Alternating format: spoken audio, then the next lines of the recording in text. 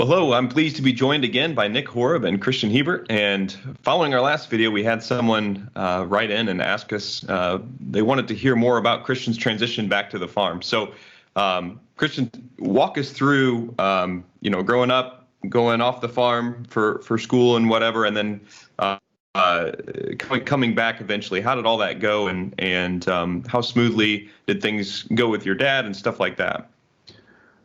Yeah, so when I was going to high school locally, I was helping out on the farm all the time. We had grain, we had a cow-calf operation, and we had a small feedlot. That's what I was used to growing up.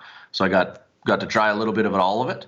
When I finished high school, I wouldn't say that I was leaning super hard to farming. To tell you the truth, I knew kind of liked business, and I really like sciences. So went to university. Took a pre-med degree actually to start and said, what am I doing learning about a human?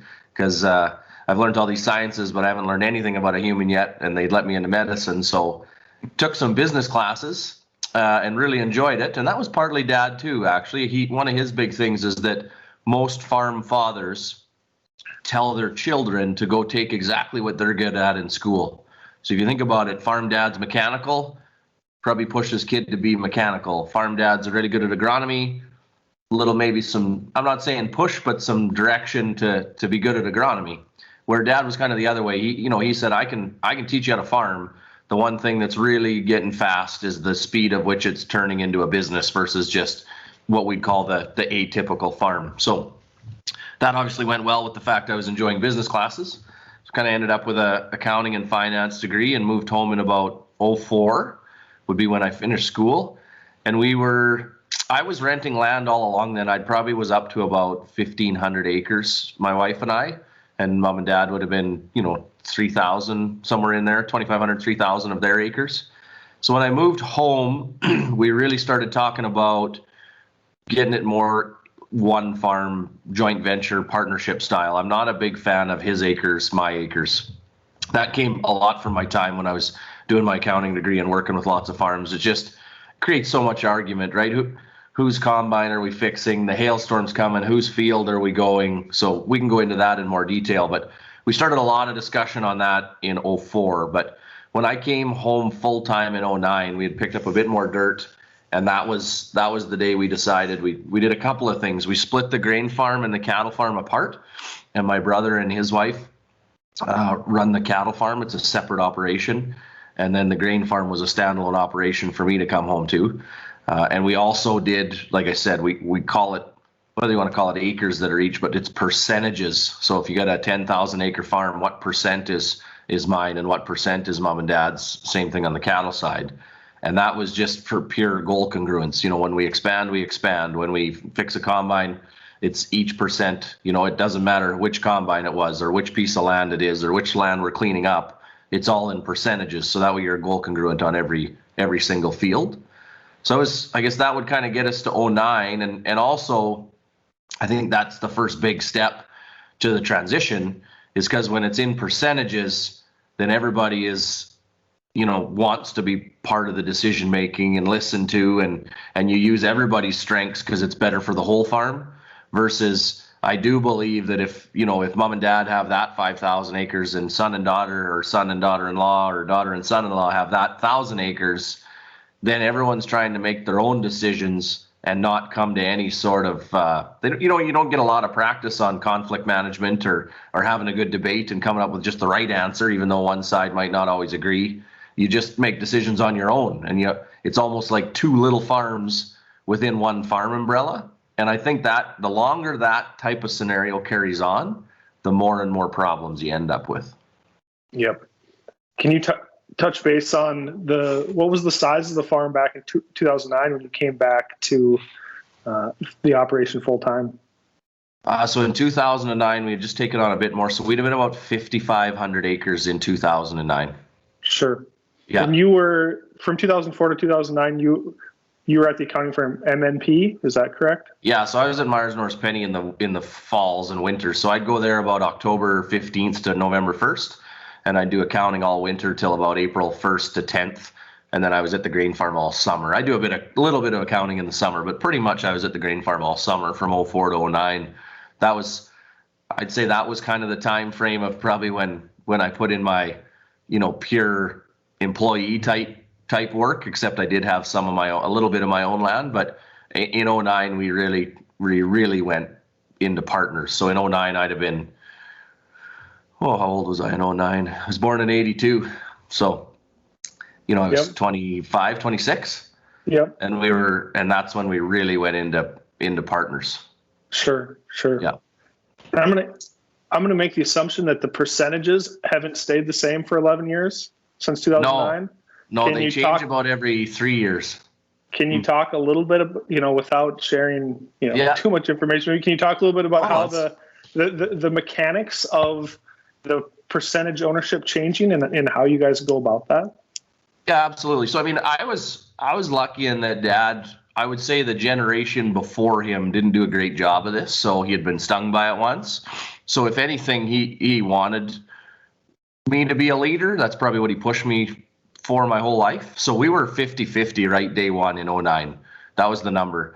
And then we transition now kind of every 3 years. But got to remember, my dad's young too. Like, Dad just turned 60 and he works like a 45-year-old. So he'll be around for a long time yet on the farm. But really the discussion, Nick, is I'd like to take emotion out of it. So there's 3 pieces that make up the percentage. There's what you deserve to get paid for labor. So that's no different than if it was just a pure third party working. What's that worth per hour? And we track our hours to keep a ballpark idea on that. And then we pay a percentage return on equity. So if Dad has $2 million in the farm and I have $1 million, we each get a return on equity on that piece before anybody gets any share of profit. And then we pay land rent on land that we own too. So we set a land rent rate of whether Kristjan owns it or Louis owns it, and we get paid land rent just like every other landlord does, which then after that is how we split the profits. So those 3 things have to be paid first. And then everything after that is profit split. And I believe it's really important for that because there's too many of the younger generation farms that put very little value on the equity or on the land rent, right? So a lot of parents, when I hear about some parents not having enough money to retire, and then you ask them, are you getting paid any rent from the farm? Nope. You get paid any interest on your return on your equity? Nope. And then all of a sudden I understand why there isn't enough cash flow, right? So that kind of stuff, the rent we actually pay out monthly. The labor we pay out, we've done different things, monthly or quarterly or annually. And the return on equity is more of a decision if that group wants to take it out or not. They can take out a portion of it every year, and they could take out all of it if both partners agree. But lots of times we reinvest the return on equity, but that's the first thing, how the profits get split. And I think for young farmers, it's important, like, mom and dad can be the best bank out there. So I'm not saying it has to be a 5% interest rate. It could be a 2% interest rate, but it is worth something. And that needs to come out of profits before they get split. And so I think if you have the discussion around those 3 pieces first, it makes the discussion on how profit should get split a lot easier, because then profits are really just made up of 2 things, risk and management. Who's taking all the risk and who's doing all the management? And it's kind of a percentage of risk, right? In today's world, Dad still takes a lot of risk, but I take 100% of my life in risk, right? Like I have all the personal guarantees. Everything I have is tied up in bank agreements. If things did go wrong, I could lose everything. Where we've been able to partition off a lot of his stuff, like there's 20 quarters of land that are not touched by anything. His personal guarantees are limited to his percentage, not to the whole farm. Little things like that start moving the risk away from him. But yeah, those discussions are never what I would call fun, but I also think if you kind of break it down into those pieces, they can be pretty logical. Yeah. And so effectively, given that return on equity, you can tilt the percentage a little bit in your favor if your dad chooses to just take his return on equity off the farm for 6 years, but you decide to plow it back in. Then you go from parents to you and your wife to, you tilt the favor. So I think that's a smart way to do it without having valuation discussions and the other thing we do is that's where I think that paying land rent is important too, because then it takes the land equity out of the equation, right? A lot of times the tilt is the ownership of the actual land, And I'm a big believer that as farmers, we run two businesses. We have a real estate business and we have a farm operating business. And the younger generation is going to be way more part of the farm operating business before they're part of the real estate business for a couple of reasons, capital and risk. And so if you pay land rent to take the land equity out of the equation, then all of a sudden it's a lot easier to have the discussion on the operating business itself. And I think I had a mentor once tell me, right, if you had your choice between old equity and young brains, what would you take in a new business, right? And to tell you the truth, if I only had to take one, I'd take young brains. But in a perfect world, I want both. Well, there's a lot of farms out there that have access to both. They just got to remember that, right? Like the old equity combined with the young brains is part of what makes small businesses, especially, small agriculture businesses, successful, is because they do have both of those things. And the ones that make it work, it almost turns into kind of a unique ability for them, because you do, as a young brain, you do have access to more equity than a lot of young brains do. But also the person with the old equity has access to young brains in a fashion that's not typical to the normal world either. So it's just to remember to respect both of those two things. Mm-hmm. So this is really well thought out, really intentional transition from your dad's generation to yours. What sort of guidance, what kind of resources, help walk me through, like, how did you guys arrive at this? Was this an evolution over time, or was this your dad's thinking? So Dad always knew he wanted to do something early, and he had some ideas around it. I think probably my time at MNP pushed it a lot, just because I got to see so many people doing it wrong and a few people doing it right. We had a couple really good advisors that we still so we have an advisory board made up, and our lawyer and accountants on that. So they were heavily involved in it. I think Dad's willingness to do something like this when we were this young, both Mom and Dad, their willingness to do something when we were this young was a big part of it. But also, I wasn't going to leave MNP to come home to just get paid a wage. I could make a really good wage working as a chartered accountant, doing what I was doing, and I didn't mind it. So the only way I was coming home was to be a small business owner in the future. And I love the business side of farming. So I think that's the other thing too, that's really helped, is doing work on your accountability chart, or, your role descriptions. And you need to really make sure that the kids, whether it's a son or a daughter, and Dad especially, don't have the same job description, right? Like, you don't want both of their boxes to be check the crops, make the crop plan, sell the grain, buy the equipment, talk to the landowners, because all that equates as two people mad at each other all the time because you're trying to do the same thing, right? So it's really important to try and get that separated so that you get separate roles. And I'll admit, like, as we've grown, it gets easier because there's so much to do that we don't step on each other's toes anymore. You have to just trust each other to go do what they're doing, no different than you would a team member, right? So I think that's helpful.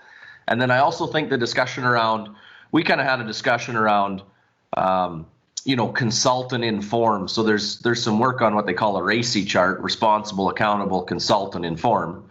So your job description is what you're responsible and accountable for, but consultant inform are things like, when am I going to talk to Dad before I make the decision? Same thing. When's he going to talk to me before he makes a decision? And when is it just let him know that I've made the decision? So, for instance, I do all the fertilizer chemical purchasing negotiations, and that's an area of inform, is when we make a big fertilizer deal, I got to make sure I let him know, because he will be the one that, stops at a neighbor's to pick up some seed, and the neighbor will say, hey, we heard you bought all your fertilizer, and what'd you guys pay for it? Stuff like that.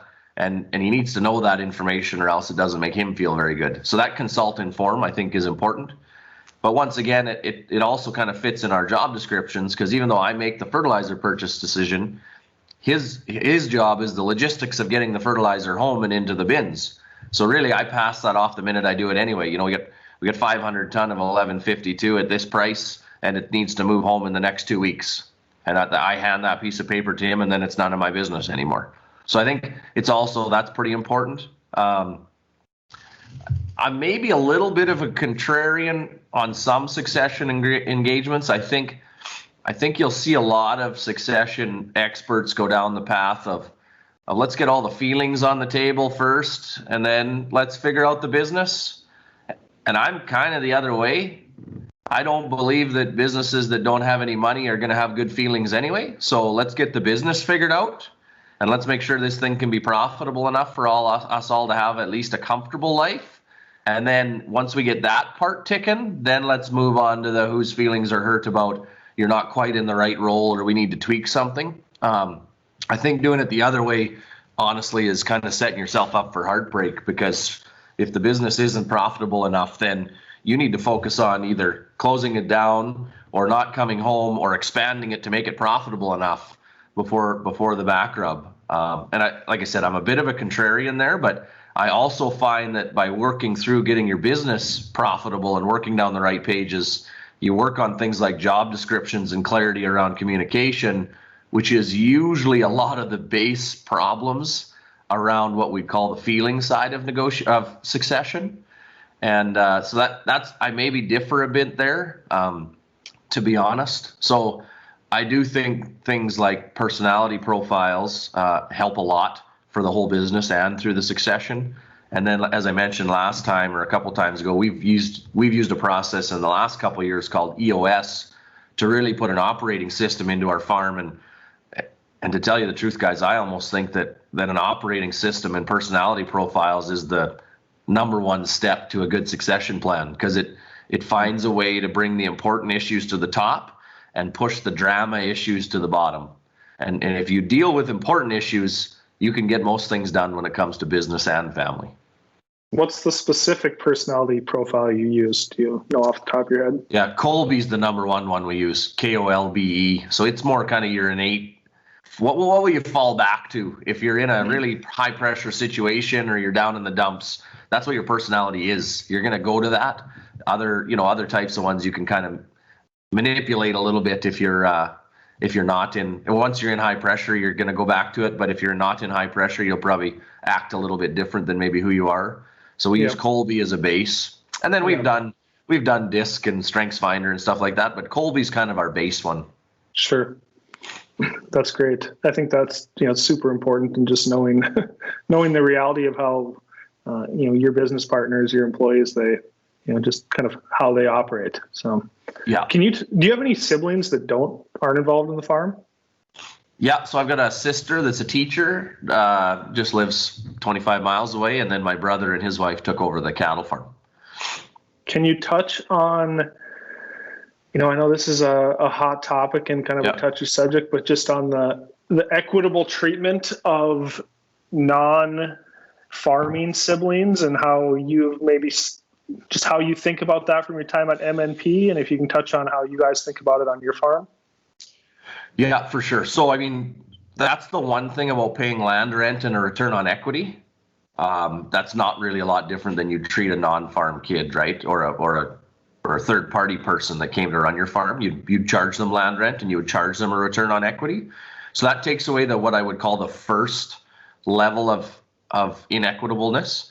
The second one is Dad and I are both, really on the same page that our land doesn't get sold. I mean, we might horse trade a quarter to get a better quarter to fit in with the sections, but that's the other thing is in the future, the majority of our land will end up in some sort of trusts, of which the farm has first option to rent, or if there is no farm anymore, would be rent to other farms in the area for the future. So that's kind of our way to deal with the second level of where you see a lot of inequity, and where all the land might go to one individual kid, and then a portion of that would get paid out in cash to the others. We're more that the land will get held in a family trust and rented back to the farm, and the land rent will go out. In our case, it'll go out 1/3 to the three of us into the future, and then into the grandkids. So I think those are two of the most areas where you can see a lot of inequity, and so we've tried to deal with them that way. And then secondly, I mean, we've been pretty open around what the farm has done, since I've been home. I think the inequity discussion probably gets a lot more heated when the farm's the same size and the same farm it was when the kid came home as when mom and dad are done, right? You come home to a 5,000 acre farm, and 35 years later, it is the same thing. That's where you can really get into some of those inequity discussions. But if it is grown and you see the improvements and the changes by the next generation, then it's hard to argue that they haven't really been a part of that business, and that there is equity there. But Also, Nick, I think one of the things we did, and this is by, mentors telling us and me seeing at MNP, going to the percentage basis early is that if you have proper discussions around percentage, then you shouldn't care at the end how mom and dad's equity gets split, because you've got your share of the equity since you were 24 years old. There's too many farms where you have a 40, 50, 60-year-old who's never had a percentage. They've just been paid a wage and been told that it'll get dealt with in the future, right? Yeah. That's where the inequity really becomes a problem. But if you start the percentages early, then really the equity should have been split for your share all along. And so then you should be less worried if at the end the mom and dad equity is exactly equal between the 3 kids or the 4 kids, because you've got your share of it along the way. So the combination of the equity and the just being honest with the land rent, I think, handles most of it. I think in certain situations, life insurance is used as a way to treat a non-farm sibling, and so But I think the way you guys have done it is just very straightforward and business-like. So I think life insurance works really good if you don't want to do the trust idea with land and you want the land to stay with the farm operator. Then life insurance is a great way to pay out the non-farm siblings and let the land stay in the farm. Yep. So when are you thinking about the next generation then? I would say if the kids show interest, I would have them in as small percentages as early as them being 15 or 16. So in my mind, once I'm comfortable with them running drills, sprayers, and combines, that would be when I would feel comfortable bringing them in and it'll only be 1 or 2%, right? But sure. Just so that it forces my hand to make sure I have the discussions around all the finance part and how it really works. Because that is my strength. So if I don't force my hand at it, I'll just deal with it. It's just what I do. And so I don't want the kids to miss out on that part. So I could see them being a small percent by 15 or 16 years old. That's interesting. And it seems like you really benefited from your accounting job off the farm. Is that something that you'll encourage them to take a job off the farm for a bit to have a similar experience? Yeah, absolutely. I don't know if we'll do the 2-year rule or if it'll just be 4 summer jobs, but it'll be a portion of time in the areas that they really enjoy to go learn from someone else. I know a group of us through the Apex group have even talked about, maybe that is just my son goes down to a couple of the Apex farms in the US for 2 6-month periods or something just to see what's going on. I think that would be interesting. And we're pretty open with them already. They're not very old. They're 6 and 8, but my son's quite interested. And part of the reason we have grown, and I've said this to lots of people before, is I want to give the kids the opportunity to go to an Ivy League school if they want. But when the job offers come from Hebert Grain Ventures, Facebook, and Goldman, I want the 3 of them to be sitting beside each other on the table, not the Grain Venture one to be in the garbage can and the other 2 on the table, right? Yeah. But I also want them to understand that, this is business. You want to come be our computer programmer, or you want to come be the mechanic, or you want to come be the head of operations, or you want to be the CFO, or you want to be the CEO. All those jobs are available. And if you have the right skill set, you're going to have a shot at them. You don't just get it because you're blood, but you don't have to come home to run it. You could be the lead, the combine crew chief, and still own 50% of this farm in the future, right? And that's a pretty good earning. You probably make $100,000, being the lead operator of that many combines. And if you own 50% of a 28,000 acre farm, your dividend at the end of the year is going to be pretty good. So don't feel you have to have the stress of running it. We can find other ways to do that. But you know what? If you want to run it and your dreams are similar to mine, then I'll be here to help you as long as you want me to. That's great. That is. That's awesome.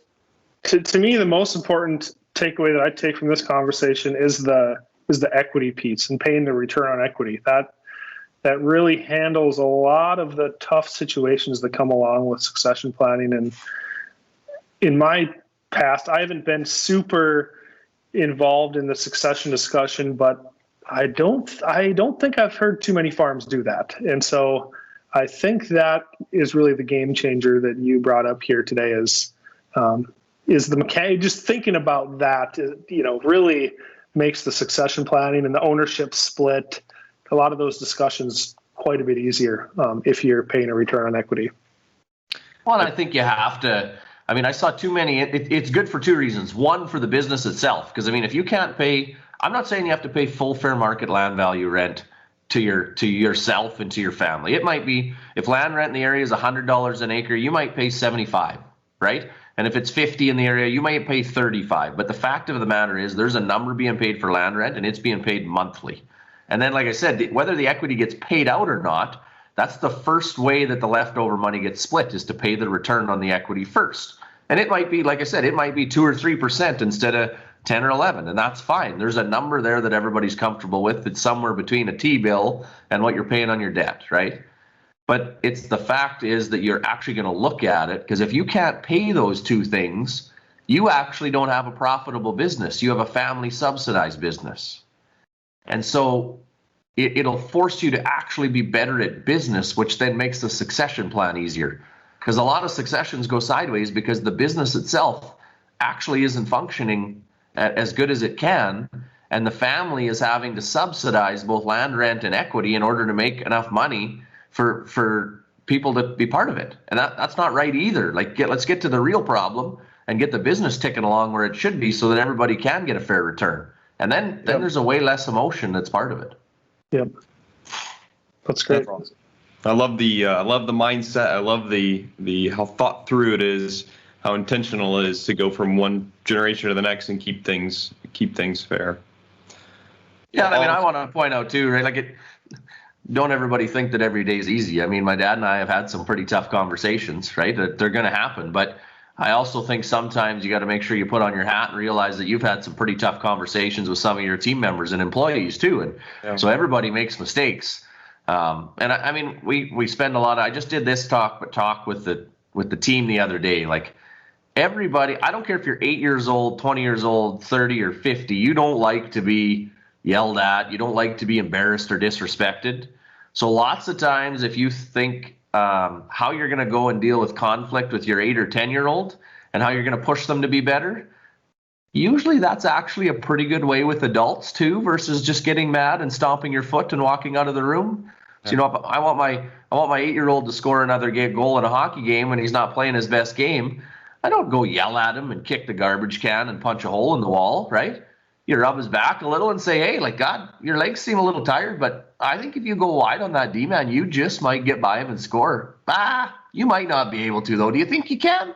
And magically, an 8-year-old comes up with a plan to score a goal. And it's funny how that type of a mentality can work so much better with your team and with your family in going through succession versus the banging your fist on the table and getting mad. And I think that mindset part of just looking for the right answer and realizing that anything that raises emotions too much in the middle of that just isn't the right answer yet. It's no reason to get mad. Can really help guide the conversation to get to the right answer. I mean, everybody's goal is for this farm to be a legacy.